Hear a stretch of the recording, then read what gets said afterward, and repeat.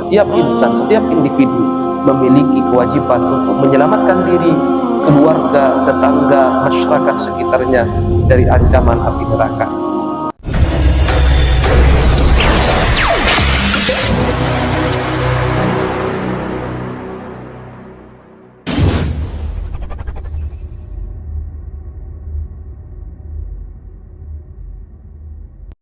Assalamualaikum warahmatullahi wabarakatuh. Bismillahirrahmanirrahim. Alhamdulillahi rabbil alamin. Assalatu wassalamu ala Rasulillah Muhammad ibn Abdullah wa ala alihi wa sahbihi wa mawala. Amma ba'du, segala puji bagi Allah, salawat serta salam mari kita haturkan kepada junjungan kita Nabi Agung Nabi besar Muhammad sallallahu alaihi wasallam. Mudah-mudahan kita semua menjadi hamba yang terbaik di sisinya.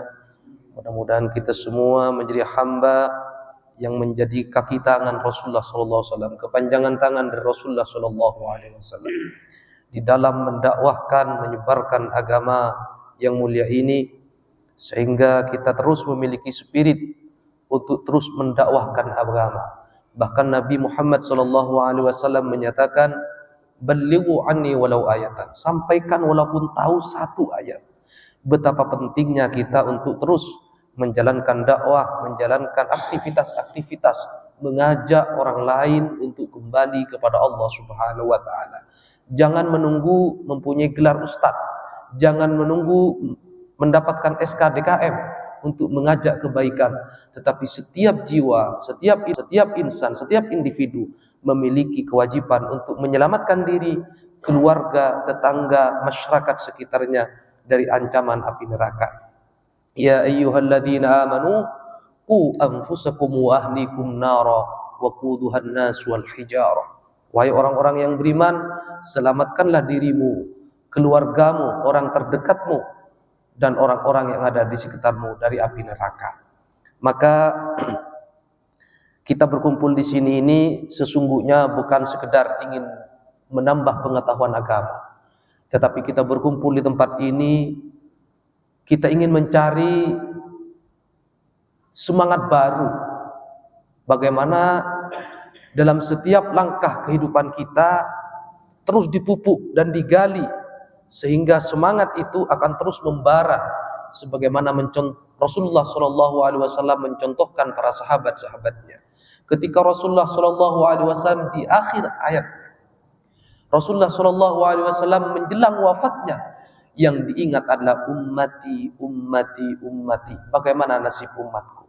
Begitu pula ketika para ulama, para habaib, para syuhada, para sholihin, sebelum mereka meninggalkan dunia yang fana ini, mereka selalu meninggalkan kreativitas-kreativitas yang dianggap memiliki nilai manfaat bagi umatnya. Apa yang bisa kita lakukan, kita kerjakan. Apa ya kebaikan yang harus kita tinggalkan, kita segera laksanakan. Kenapa? Agar generasi masa depan bangsa ini, generasi masa depan Islam, terus memiliki ikatan sejarah, mulai dari awal Islam itu diturunkan oleh Allah Subhanahu wa taala sampai pada hari kiamat nanti, Islam akan terus berjaya. Ingat bahwa musuh-musuh Islam tidak pernah terlap, tidak pernah tidur. Yuriduna liyutfi'u nurallah. Mereka akan selalu ingin memadamkan cahaya Islam, memadamkan cahaya Allah Subhanahu wa taala. Wallahu yutimmu nurahu walau karihal musyrikun. Tetapi Allah akan terus membangkitkan spirit-spirit jihad. Mati satu, tumbuh 1000. Ustadznya meninggal, muncul 10 ustadz. Semakin ditindas, semakin bangkit. Semakin diusir, semakin berkibar semangatnya. Wallahu yutimmu nurahu, karena Allah akan selalu menyempurnakan cahayanya. Walau karihal musyrikun, walaupun nyatanya orang-orang musyrik, orang-orang munafik, orang-orang yang tidak suka pada agama Allah, mereka selalu benci dan mencari segala cara untuk melemahkan agama ini.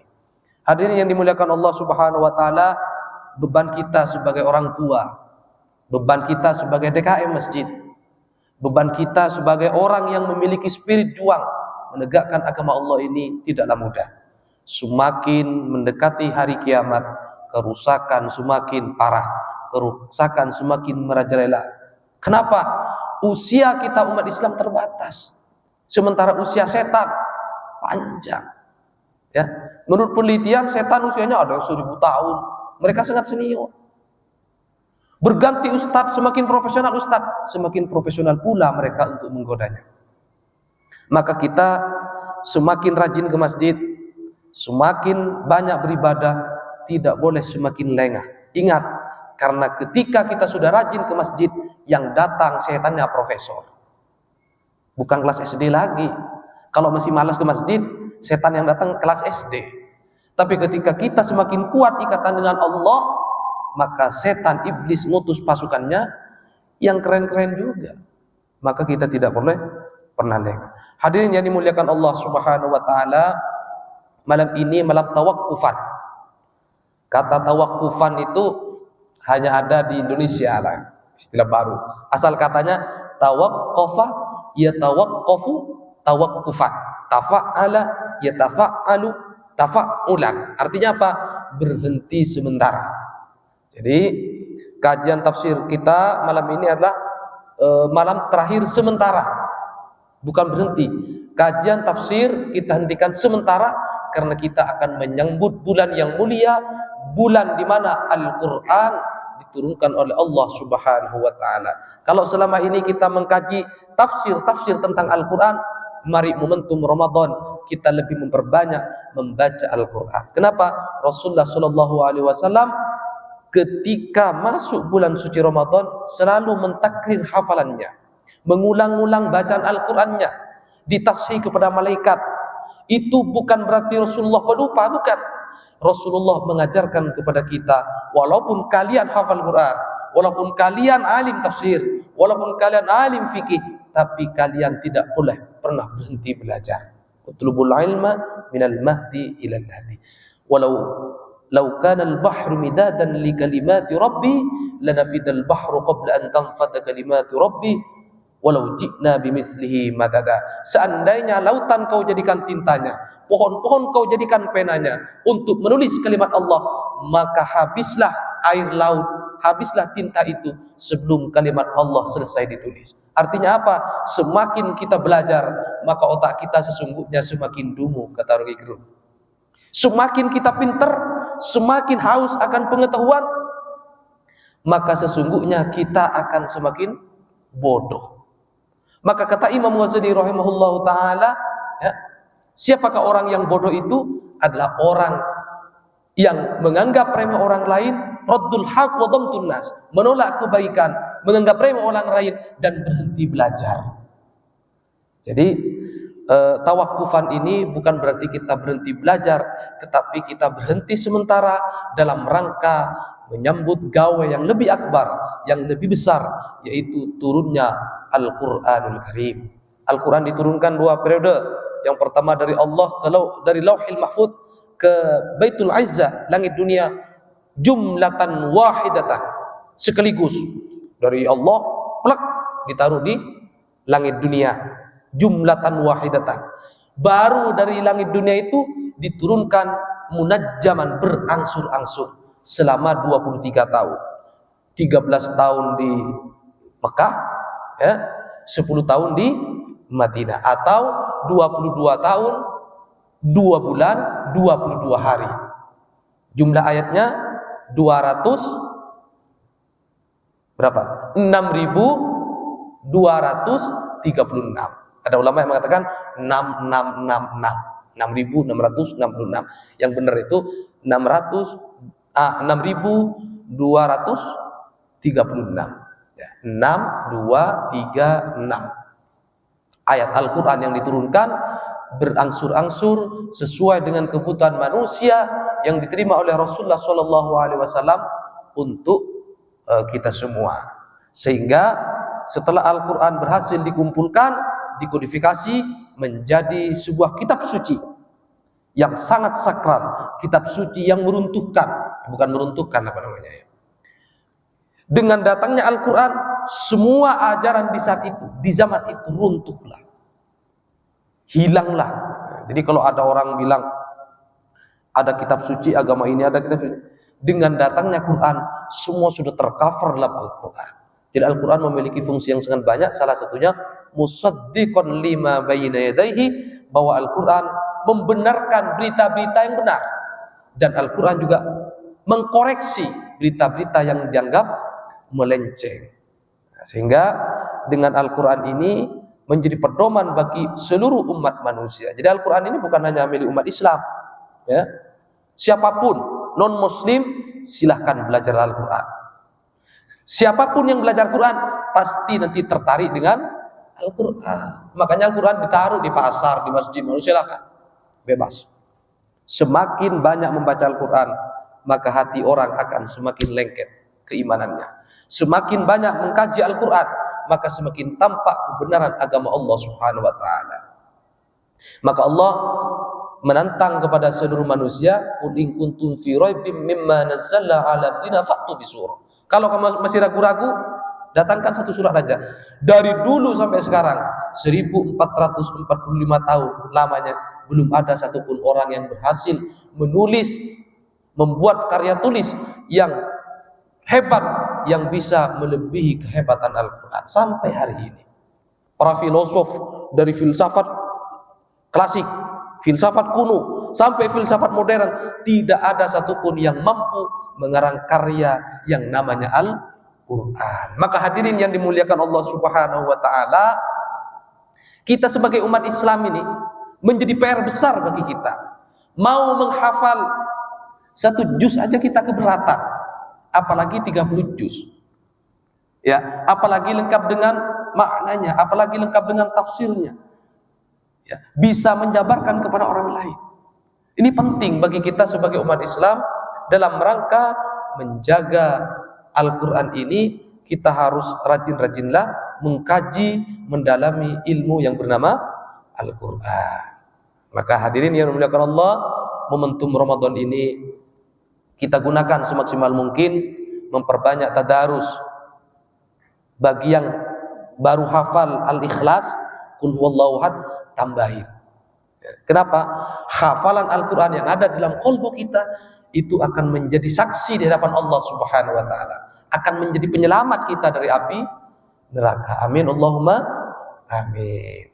Tambah, puasa hari ini saya sudah hafal sampai surah Ad-Duha. Ad-Duha sampai selesai. Ditambah lagi, puasa kali ini saya harus hafal sampai Abasa wa Tawalla. Puasa depan saya harus hafal satu juz, dimulai dari surah An-Naba, amma yatasaalun 'anil naba'il 'adzim alladzi hum fihi yakhtalifun.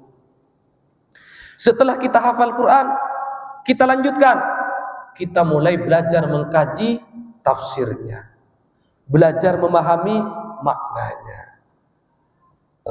Pertanyaan sederhana sekarang begini, kita hafal surah Al-Ikhlas dari kecil, ya, baik itu kena keinginan sendiri atau kena dipaksa, dipukul. Dulu kan dipukul kalau nggak ke mushola, ya kan? Sudah tahukah maknanya? Qul huwallahu ahad. Apa artinya? Harus dikembangkan terus pengetahuan kita tentang Al-Quran, karena Allah menjaga Al-Quran itu melalui lisan orang-orang yang mukmin, melalui sudur orang-orang yang mukmin. Jadi yang dimaksud dengan inna nahnu nazzalna dzikra wa inna lahu lahafidun, sungguhnya aku menurunkan adzikra Al-Quran, wa inna lahu lahafidun, dan aku akan menjaganya, kata Allah. Bukan kemudian Allah menjaga Al-Quran pakai TNI Polri, enggak. Ya, enggak. Bukan. Yang dimaksud Allah menjaga Al-Quran itu di dalam hati, di dalam apa? Sudur, di dalam dada, di dalam ingatan orang-orang penghafal Al-Quran. Kita semua ini sebenarnya hafidul Quran, ya. Cuman bedanya ada yang hafal 30 juz, ada yang hafal hanya juz 30, ada yang hafal hanya satu surah saja. Hafal satu surah saja kita mesti harus syukuri, ya. Harus disyukuri walaupun hanya hafal surah Al-Ikhlas. Bagi bapak-bapak hadirin sekalian yang mungkin usianya sudah sepuh, Saya sudah tidak mungkin menambah hafalan saya saja.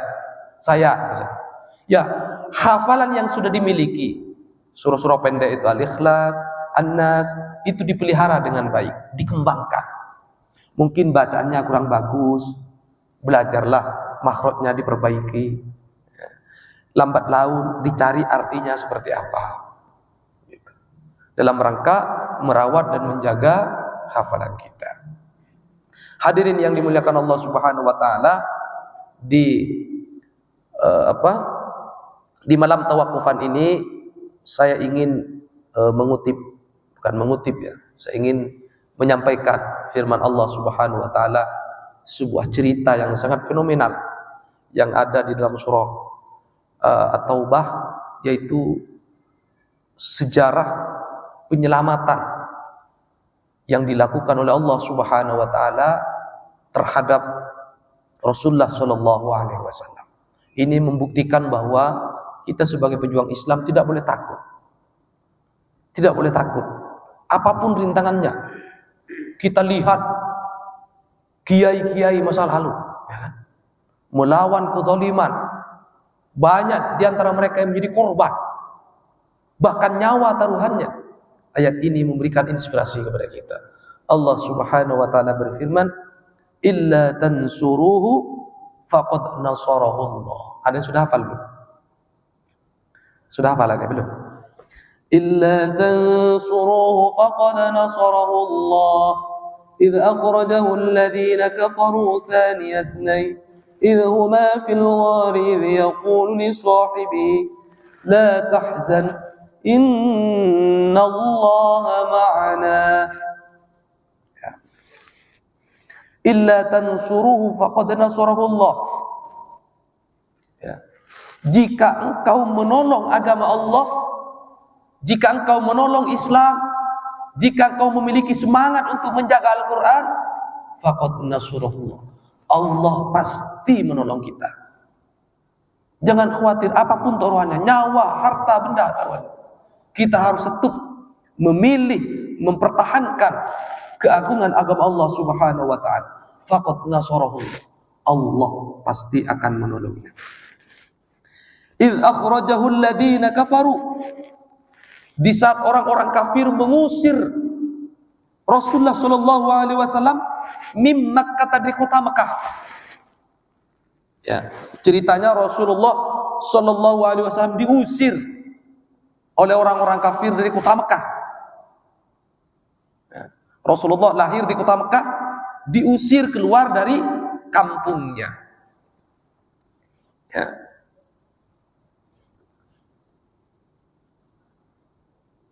Idhuma fil ghar thaniyat nai, ya, thaniyat nai, ada dua orang, maksudnya Rasulullah dan Abu Bakar.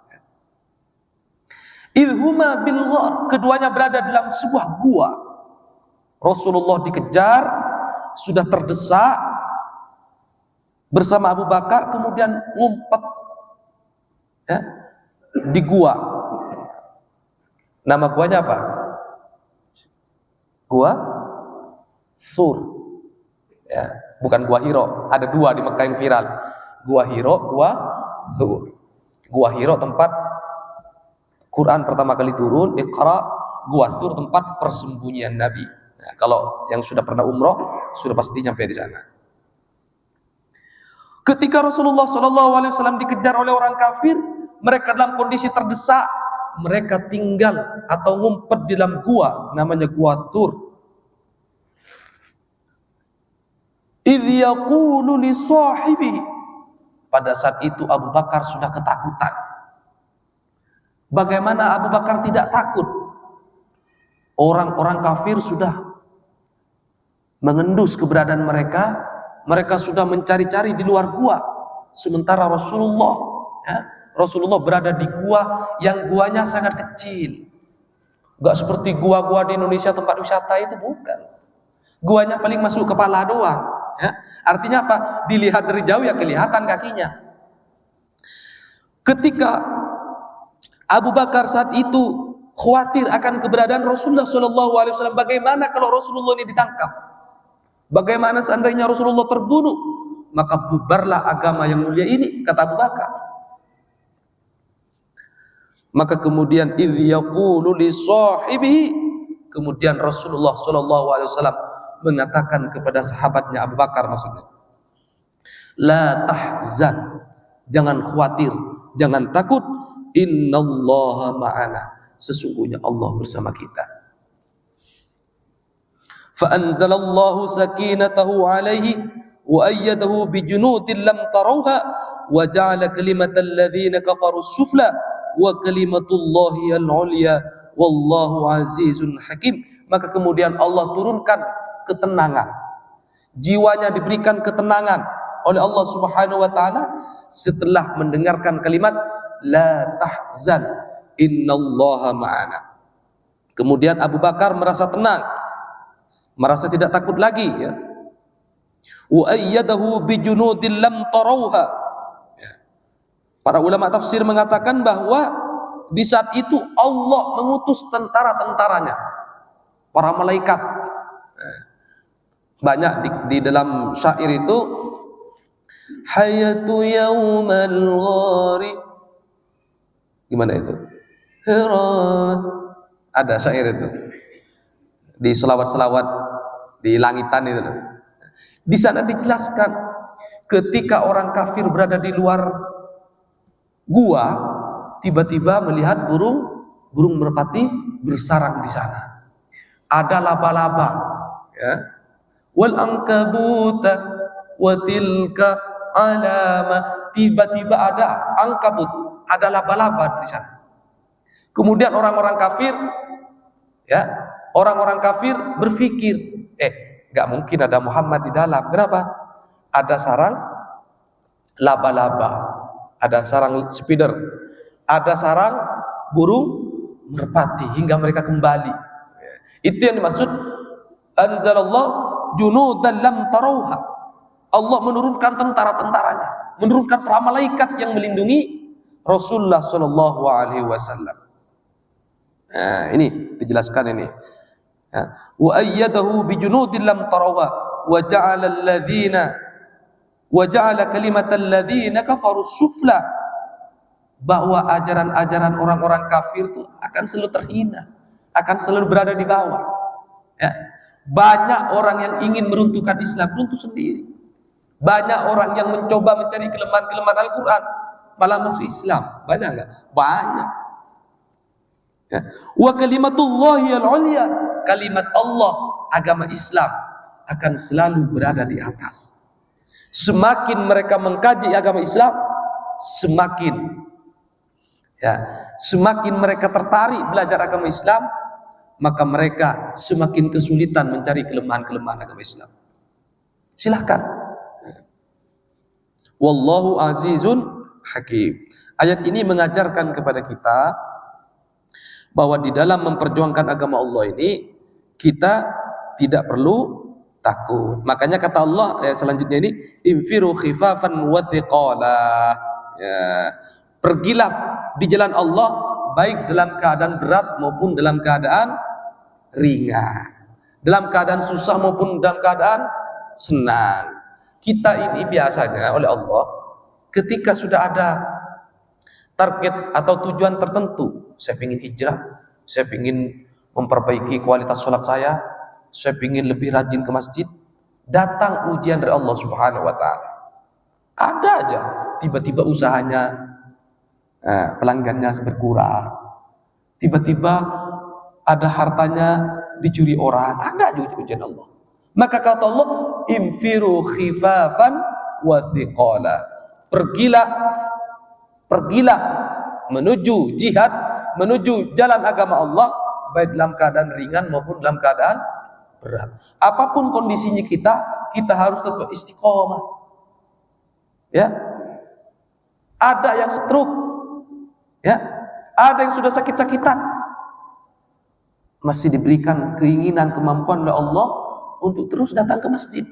Tapi banyak mereka yang sehat, mereka nggak pernah datang ke masjid.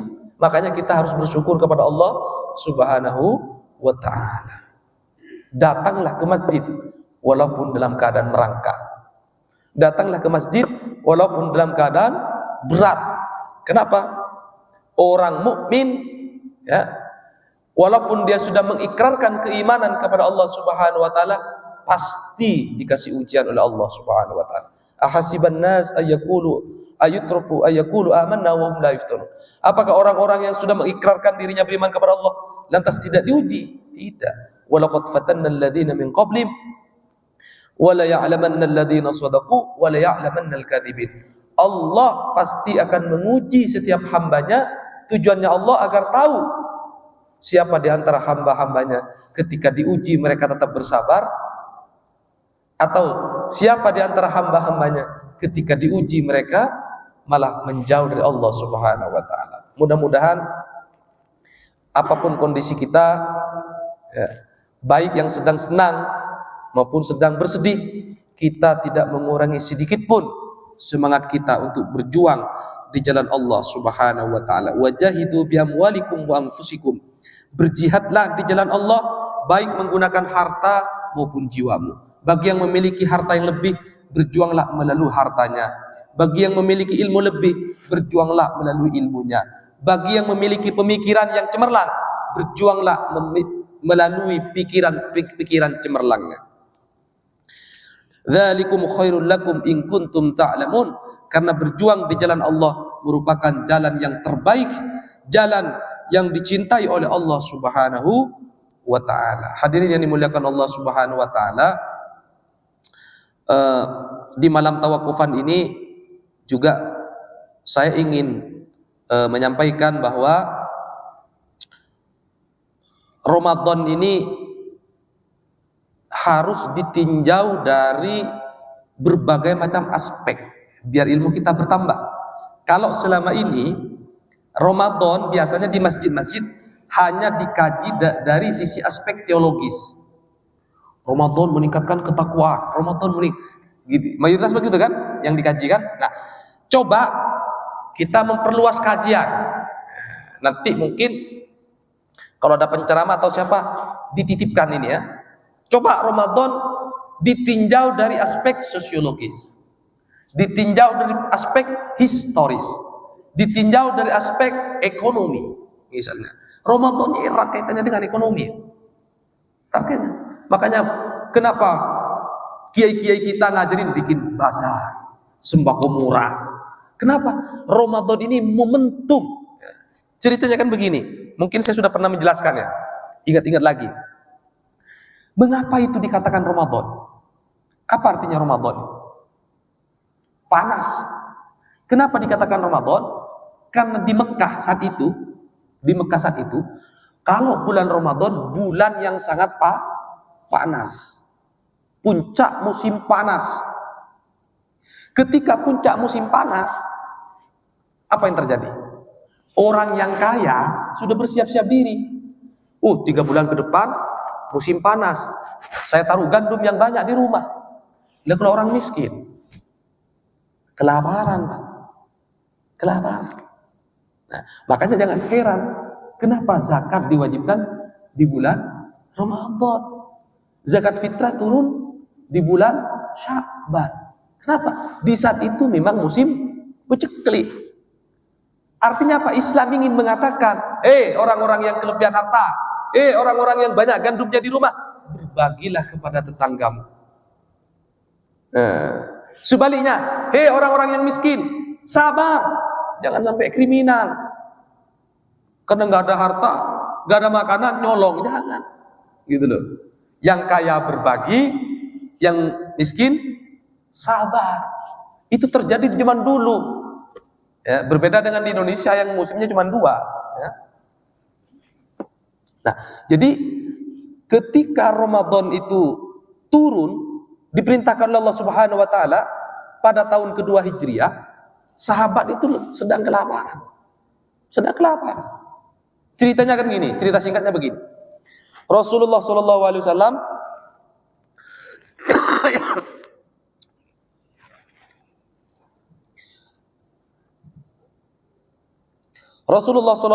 bersama sahabatnya hijrah dari Madinah. Dari Mekah ke Madinah. Kalau yang punya otak bisnis cepat survive setahun Banyak yang cepat kaya. Contohnya siapa? Abu Bakar, Utsman. Karena otak bisnisnya jalan. Ya, otak bisnisnya jalan. Tetapi mayoritas sahabat itu yang nganggur. Ketika dia berhijrah dari Mekah ke Madinah, di Madinah pengangguran. Istrinya banyak yang ditinggal, yang nggak mau masuk Islam ya ditinggal. Hartanya ditinggal. Kenapa? Mereka diusir dari rumahnya, nggak bawa harta benda. Nyampe di Madinah mereka miskin, tidur di masjid, ya kan? Nah, jadi tahun pertama Rasulullah SAW di Madinah dihadapkan dengan dua musuh. Satu, musuh krisis ekonomi. Yang kedua, musuh orang-orang kafir. Kenapa? Orang kafir sudah mulai ngintai di Mekah. Awas lu Muhammad, kesempatan nih untuk menghabisi Muhammad, kata orang-orang kafir. Kenapa? Udah miskin, gak punya duit, gak punya senjata, gak punya teman lagi. Nah, singkat cerita, masuklah tahun kedua. Tahun pertama dilewati dengan aman-aman aja. Artinya masih fokus penanganan ekonomi. Masuk fokus tahun kedua, problem Rasulullah dan sahabat itu bertambah. Ya, ketika masuk bulan Rajab, Rasulullah sudah mulai masuk musim kering. Udah mulai bingung nih. Udah mulai bingung gimana sahabat-sahabatnya. Ya, Rasulullah sudah berpikir keras bagaimana menghidupkan ekonomi sahabat-sahabat yang dalam tanda kutip tidak survive. Di luar sahabat-sahabat yang memiliki kreativitas ekonomi bagus itu. Nah, singkat cerita, pada bulan Sya'ban ini turunlah perintah puasa. Ya ayyuhalladzina amanu kutiba alaikumus syiyamu kama kutiba alal ladzina min qablikum la'allakum tattaqun. Wahai orang-orang yang beriman, diwajibkan kepada engkau puasa sebagaimana diwajibkan terhadap umat-umat sebelumnya. Mengapa kalimatnya begini? Kenapa? Karena Rasulullah suatu ketika tanya sama orang Yahudi. Wahai orang Yahudi, ngapain lu puasa? Kata orang Yahudi, saya berpuasa karena bersyukur atas diutusnya Musa. Kata Nabi Muhammad, aku lebih berhak ya bersyukur atas diutusnya nabi-nabi sebelumnya. Rasulullah kepikiran di dalam hatinya, kapan ya Allah memerintahkan secara khusus puasa kepada umat Islam? Ya kan? Karena pas itu umat Islam juga ikut-ikutan puasa, tapi puasanya macam-macam. Ada yang puasa Daud, ada yang puasanya Nabi Musa sebelum turun perintah puasa ini. Nah, ketika Rasulullah sudah terbesit dalam qalbunya menunggu perintah Allah Subhanahu wa taala, turun ayat ini. Wahai umat Islam, orang-orang yang beriman, telah diwajibkan puasa kepada engkau sebagaimana juga telah diwajibkan kepada umat-umat sebelumnya. Siapa? Yahudi dan Nasrani. Nah, disitulah umat Islam sangat senang dan bahagia. Kenapa? Bentar lagi kita akan Ramadan. Ya mungkin tahun-tahun inilah, bulan-bulan inilah. Ya. Perintah sudah turun tapi belum dilaksanakan. Kenapa? Nunggu tanggal 1 Ramadan. Di sisi lain, gunanya puasa hemat cadangan beras, Pak. Hemat cadangan beras. Di sisi lain Rasulullah berkata, sumu tasihku. Kan banyak sahabat-sahabat Nabi yang ragu-ragu ini. Udah kelaparan, masih disuruh puasa. Nabi menyampaikan, puasalah kalian, akan kau lebih sehat.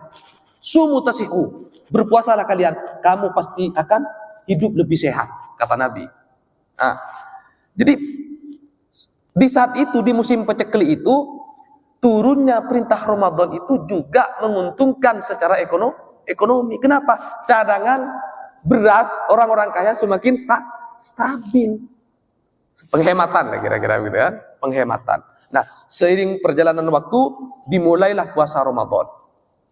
Para sahabat dengan sukacita menyambut perintah Allah Subhanahu wa taala ini ya, bersama sahabatnya berpuasa Ramadan.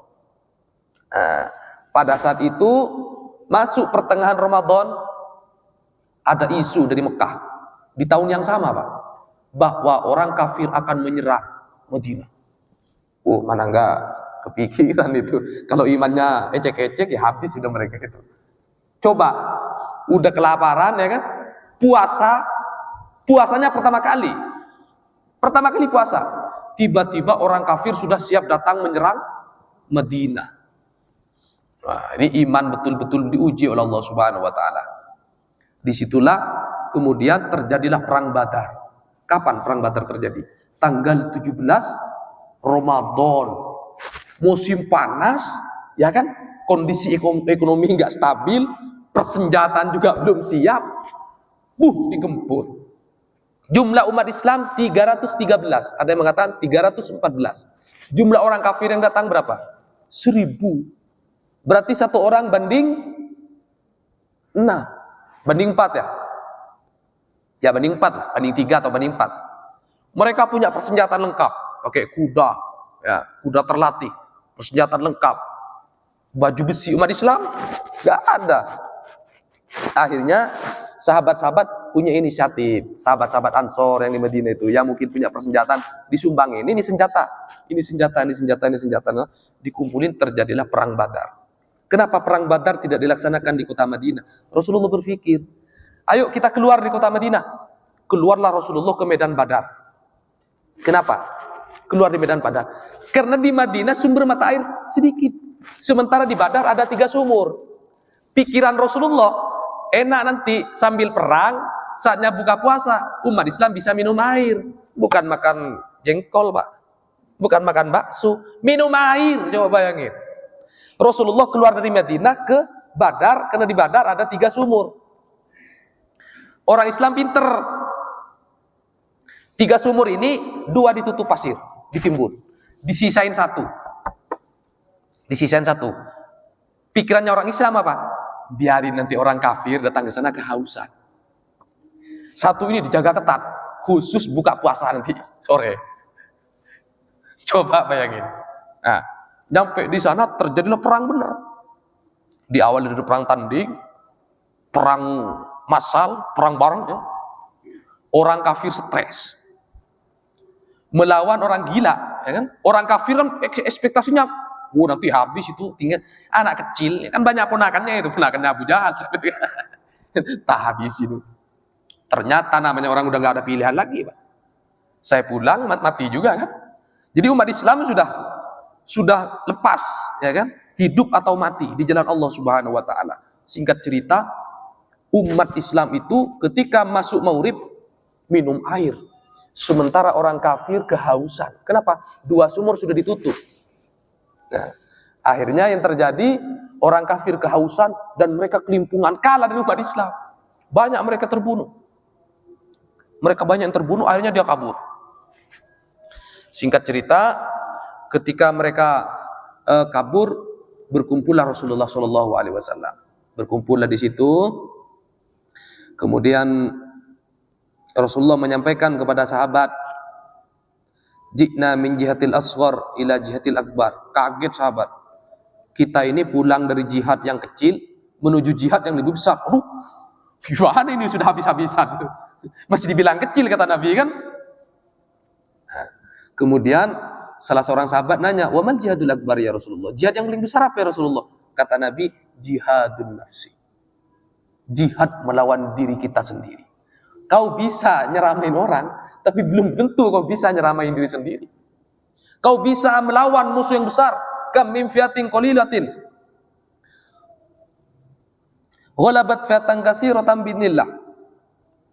Betapa banyak pasukan yang kecil mampu mengalahkan pasukan yang lebih besar dengan izin Allah Subhanahu wa taala. Nah, itu gampang. Mengalahkan musuh yang jelas terlihat itu gampang. Yang sulit itu mengalahkan musuh yang tidak terlihat. Siapa musuh yang tidak terlihat? Diri kita sendiri. Nah, iya. Naudzubillah summa naudzubillah. Kadang-kadang mungkin di hadapan orang kita baik.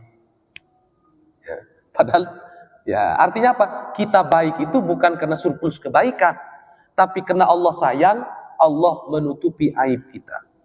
Baik, satu aja aib ditonjolkan oleh Allah, hancurlah reputasinya. Maka kita jangan sok-sokan, ya. Kita jangan sok-sokan. Kita baik karena Allah masih sayang, melindungi kita dari terbukanya aib. Hadirin yang dimuliakan Allah Subhanahu wa taala. Baru perang Badar ini. Maunya saya dari perang Badar, perang Uhud, setelah perang Uhud, perang Khandaq, sampai sekarang maunya saya itu. Waktunya terbatas ya. Jadi gak seru jadi. Singkat cerita, ya kan? Ada pembagian ghanimah.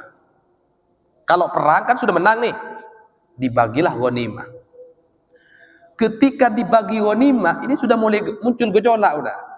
Ya, kayak kita udah. Kalau ada pembagian ribut nggak? Ribut Pak. Satu dapat PKH, satunya enggak. Udah mulai ribut itu. Bukan hanya sekarang. Di zaman Nabi ada begitu. Ada.